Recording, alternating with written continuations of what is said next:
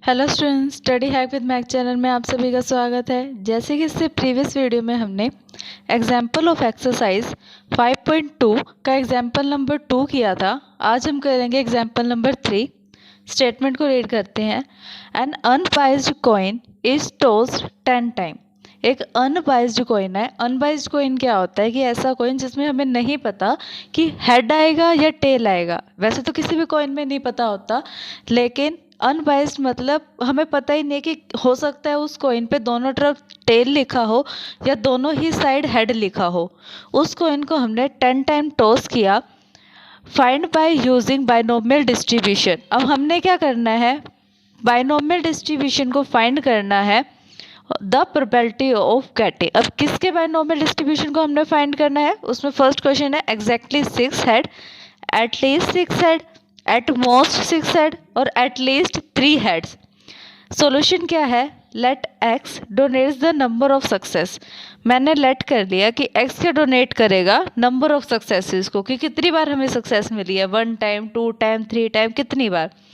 When a coin is tossed 10 time and p denotes the probability of success and q denotes the probability of failure. देखो p क्या denote कर रहा है यहाँ पे, probability of success, और q क्या डोनेट कर रहा है यहाँ पे, प्रोबेबिलिटी ऑफ फेलियर। तो पी की वैल्यू क्या हुई, 1/10। देखो अब नंबर ऑफ टाइम्स है, इतनी बार हम कैसे काउंट कर सकते हैं कि किसके लिए क्या होगा और किसकी प्रोबेबिलिटी क्या होगी। उसके लिए तो हमें फॉर्मूलाज की यूज़ करना पड़ेगा। लेकिन हम अगर देखें 1 टाइम का निकाल के, तो एक कॉइन है और एक कॉइन पे सिर्फ 2 ही सैंपल स्पेस बन सकते हैं, या तो हेड आएगा या टेल आएगा। तो हेड आने की पॉसिबिलिटी क्या है इसके अंदर, 1/2, और हेड ना आने की पॉसिबिलिटी मतलब टेल आने की पॉसिबिलिटी क्या है, वो भी 1/2। तो पी की वैल्यू क्या है, 1/2। क्यू की वैल्यू हम कैसे निकाल लेंगे, 1 माइनस 1/2 इक्वल्स टू 1/2। या डायरेक्टली हम निकाल सकते थे कि अगर हेड नहीं आ रहा तो टेल आ रहा है, और टेल की पॉसिबिलिटी क्या है, 1/2। और n की वैल्यू क्या है, 10। n की वैल्यू 10 क्यों है, क्योंकि हमने 10 टाइम कॉइन को टॉस किया है। Probability of getting R success. देखो अब हमें q की वैल्यू पता लग गई, p की लग गई और n की वैल्यू हमें पता लग गई। अब हम क्या करेंगे, r सक्सेसिस के लिए, मतलब r क्या एक ऐसी कंडीशन है जिस पॉइंट पे कंडीशन सेटिस्फाई होगी, उसके लिए हम एक जनरल फॉर्मूला ड्रॉन कर लेंगे। अगर हम उसके अंदर कोई भी वैल्यू पुट करेंगे उसके अकॉर्डिंग उसका आंसर आ जाएगा।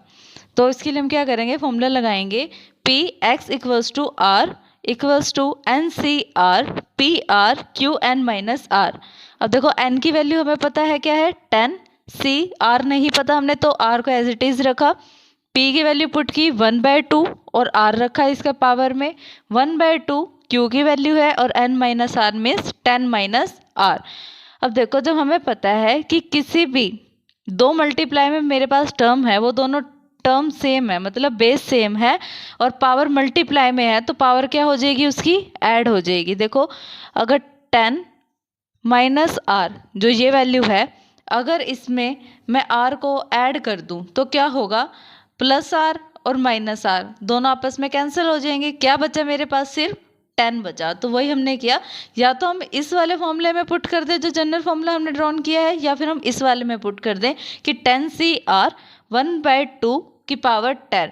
यहाँ पर r की वैल्यू हम कहाँ तक ड्रॉन कर सकते हैं, कहाँ तक r की वैल्यू पुट कर सकते हैं, 0 से लेके 10 तक, क्योंकि लार्जेस्ट लिमिट क्या है, 10 ही है, क्योंकि हमने 10 टाइम टॉस किया है। और जैसे कि हमने पहले भी डिस्कस किया था कि r की वैल्यू हमेशा या तो कम होगी या इक्वल होगी n के।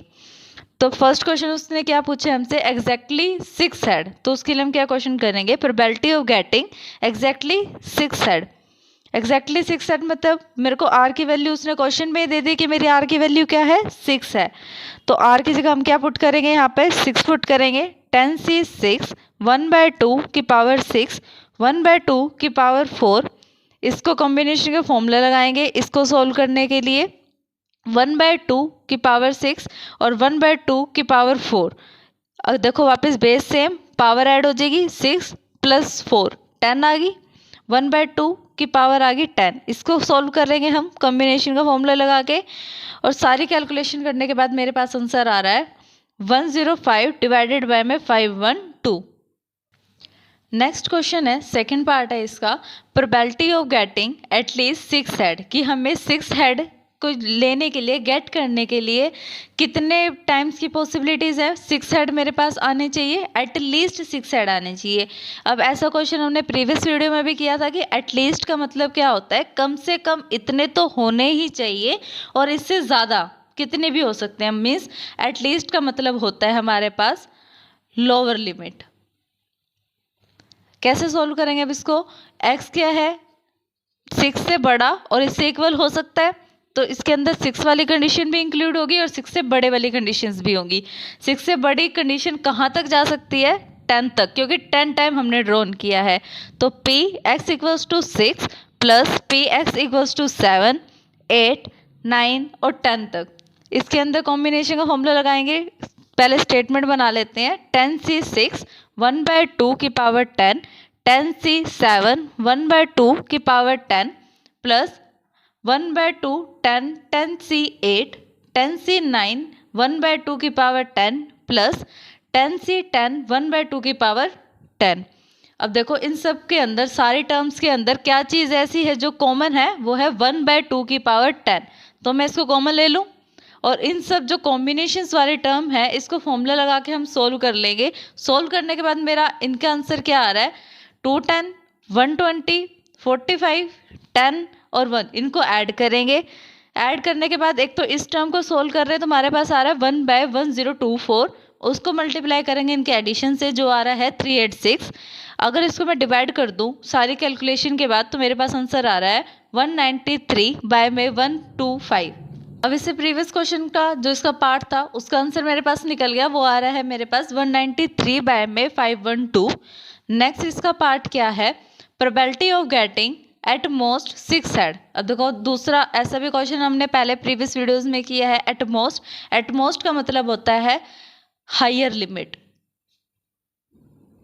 मतलब मुझे हायर लिमिट दे दी, आप इससे ज़्यादा नहीं जा सकते, ये आपकी हायर लिमिट है, ये आपका बॉन्ड है, इससे आगे नहीं जाओगे। तो इस क्वेश्चन को सोल्व करने के लिए हमारे पास 2 वेज हैं। क्या है, एट मोस्ट 6 हेड, मतलब ज़्यादा से ज़्यादा 6 हेड, इससे ज़्यादा नहीं। तो सोल्व करने का फर्स्ट वे क्या है कि इससे कम वाले जितने हैं इस तक और इससे कम वाले जितने हैं उनको मैं ऐड कर दूँ, लिमिट जो बची हुई है। देखो ज़्यादा लिमिट तो 6 है और 0 से स्टार्ट होता है मेरे पास, तो इससे कम वाले जितने अगर मैं उनको ऐड कर दूं तब भी इसका सॉल्यूशन मुझे मिल जाएगा। कैसे, देखो px0, x1, x2, x3, x4, x5 और x6। एक तो वे ये हो गया, और इसका दूसरा वे जो इसको शॉर्टकट मेथड भी बोल सकते हो आप, कि अगर मैं टोटल में से x से जो बड़े वाली वैल्यूज़ आ रही हैं 10 तक, मतलब 7, 8, 9 और 10, इन सब वैल्यूज़ को ऐड करके 1 में से मैं माइनस कर दूं तब भी आंसर बिल्कुल सेम आएगा। आप इस वाले मेथड का भी यूज़ कर सकते हो और सेकंड वे का भी यूज़ कर सकते हो। देखो 1 माइनस इसका क्या आ रहा है, 10c7 1/2 की पावर 10 प्लस 10c8 1/2 की पावर 10, ऐसी सेम ये है 10c9 1/2 की पावर 10, 10c10 1/2 की पावर 10। 1 में से माइनस करेंगे इनको, देखो इनके अंदर भी सेम टर्म्स वही कॉमन आ रही है, 1/2 की पावर 10, उसको मैंने कॉमन लिया। इनको कॉम्बिनेशन का फॉर्मूला लगा के मैंने सोल्व किया तो मेरे पास आ रहा है 120 प्लस 45 प्लस 10 प्लस 1। इसको सॉल्व करेंगे तो मेरे पास आंसर आ रहा है 1 डिवाइडेड बाय 1024 को मल्टीप्लाई करेंगे इस टर्म से और 1 में से उसको मैं माइनस करना है। 1 माइनस 11 डिवाइडेड बाय में 64। अगर मैं इसका एलसीएम लूँ तो एलसीएम लेने के बाद मेरे पास क्या आंसर आ रहा है 53 बाय में 64। ये सम का आंसर हो गया इस पार्ट का। Probability of getting at least 3 head, जैसे कि मैंने इससे पहले भी एक सम किया इसके अंदर सेकंड पार्ट में कि एटलीस्ट 6 हेड, बिल्कुल एज इट इज सेम यही क्वेश्चन है कि एटलीस्ट 3 हेड्स, बस 6 की जगह हमने 3 पुट करना है। इसको करने के भी 2 वेज है हमारे पास। फर्स्ट है कि अगर इसके अंदर मेरे को क्वेश्चन पूछा गया एटलीस्ट 3 हेड, मतलब कम से कम 3, 3 से ज़्यादा कितने भी, अगर मैं 3 में से कम वालों को मैं माइनस कर दूँ 1 में से तब भी सेम आंसर आएगा। कौन से होंगे वो 3 से कम वाले, 1 minus P X equals to 0, P X equals to 1, P X equals to 2। 1 minus देखो जीरो वाले केस में कैसे पुट करना है, 10c 0 1/2 की पावर 10 प्लस 10c 1 1/2 की पावर 10 प्लस 10c 2 1/2 की पावर 10। इसके अंदर से भी 1/2 की पावर 10 को कॉमन ले लेंगे, अंदर वाले सम को कॉम्बिनेशन का फॉर्मूला लगा के सोल्व करेंगे। टोटल कैलकुलेशन करने के बाद मेरे पास क्या आ रहा है, 1 to 1 डिवाइडेड बाय में 128। और इसका सेकंड वे क्या है सोल्व करने का कि 3 से ज़्यादा वाले सभी आएंगे और उसकी हायर लिमिट क्या होगी उस टाइम पे 10, क्योंकि 10 ही हमने 10 टाइम्स ही उसको टॉस किया था। तो P S इक्वल्स टू 3 4 5 6 7 8 9 और 10। तो इन दोनों वे से आप इस क्वेश्चन को सोल्व कर सकते हो। ये है क्वेश्चन का आंसर।